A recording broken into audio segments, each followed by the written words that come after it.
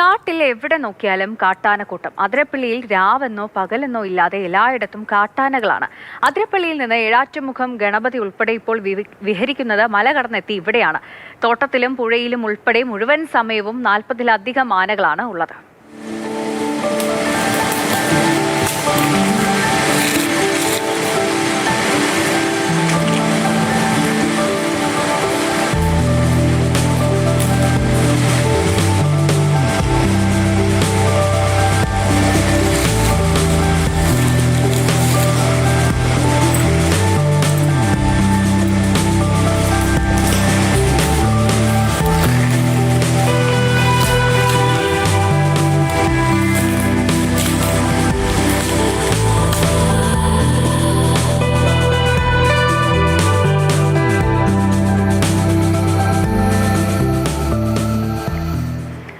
പാലാപ്പള്ളി മേഖലയിലാണ് ഇങ്ങനെ ആനകൾ ഇങ്ങനെ വിഹരിക്കുന്നത്. MS ലിഷോയ് നമുക്കൊപ്പം ചേരുന്നുണ്ട്. ലിഷോയ്, ഇങ്ങനെ കാട്ടാനക്കൂട്ടത്തെ സ്ഥിരം കാണുന്നു, ഇങ്ങനെ വിഹരിച്ച് നടക്കുന്നു എന്നൊക്കെ പറയുമ്പോൾ അത് ആശങ്കയുടെ ഒരു സാഹചര്യം തന്നെയാണ് അല്ലേ?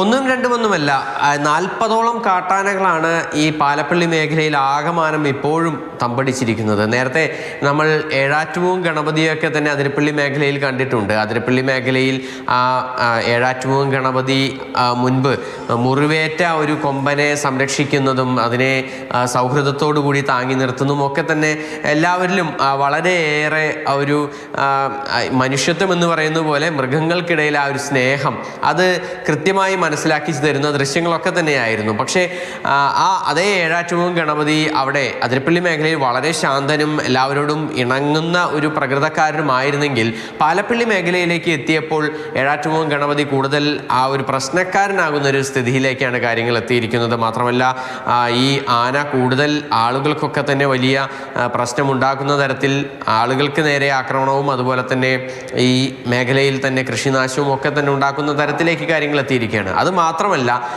ഏഴാറ്റുമുഖം ഗണപതിയുടെ കാര്യം മാത്രമല്ല, അവിടെ ആകമാനം ഈ തോട്ടം മേഖലയിലായാലും വീടുകളുടെ മേഖലയിലായാലും ഒക്കെ തന്നെ പാലപ്പള്ളിയിലും അതിനോട് അനുബന്ധമായ വേലുപ്പാടം വരേക്കും ഈ ആനകളൊക്കെ തന്നെ എത്തി എന്നുള്ളതാണ്. അത് ഈ ഇവിടത്തുകാരുടെ ഒരു ഉറക്കം കെടുത്തുന്ന ഒരു സ്ഥിതിയിലേക്ക് തന്നെ കാര്യങ്ങൾ എത്തിയിരിക്കുകയാണ്. എന്തായാലും അതിരപ്പള്ളിയിൽ ഉണ്ടായിരുന്ന ആനക്കൂട്ടമാണ് ഇങ്ങോട്ടേക്ക് എത്തിയത് എന്നുള്ളതാണ് അവിടുത്തെ ആളുകളൊക്കെ തന്നെ പറയുന്നത്. അവിടെ സ്പെഷ്യൽ ഡ്രൈവ് ഒക്കെ തന്നെ നടത്തിയിരുന്നല്ലോ. മാത്രമല്ല, ഇവിടെ പാലപ്പള്ളി മേഖലയിലൊക്കെ തന്നെ ആളുകൾക്ക് ഈ അവിടെ എത്തുന്ന വിനോദസഞ്ചാരികൾക്കൊക്കെ ഒരു കൗതുക കാഴ്ചയായിരുന്നു എങ്കിൽ പക്ഷേ ഇപ്പോൾ അതൊക്കെ തന്നെ മാറുന്ന ഒരു അവസ്ഥയിലേക്ക് എത്തി. അവിടുത്തെ ജനങ്ങൾക്ക് വലിയ തോതിൽ ഭീതി ഉണ്ടാക്കുന്ന തരത്തിലേക്ക് വരെ കാര്യങ്ങൾ എത്തിയിരിക്കുകയാണ്. അതാണ് ഇപ്പോൾ പാലപ്പള്ളിയിലെ അവസ്ഥ. നാട്ടുകാർ ഓരോ ദിവസവും ഇങ്ങനെ ആശങ്കയുടെ ഒരു സാഹചര്യം തന്നെയാണ്. പിന്നെ ലിഷോയ് പറഞ്ഞതുപോലെ ഏഴാറ്റുമുഖം ഗണപതി ഈ മേഖലയിലൊക്കെ വന്നപ്പോൾ കുറച്ച് അക്രമകാരിയായി അത്തരത്തിലുള്ള റിപ്പോർട്ടുകളാണ് വരുന്നത്. ആൾക്കാരെ സംബന്ധിച്ചിടത്തോളം വലിയ ആശങ്കയുള്ള ഒരു സാഹചര്യം തന്നെയാണ് പാലപ്പള്ളി മേഖലയിലുള്ളത്. ശരി.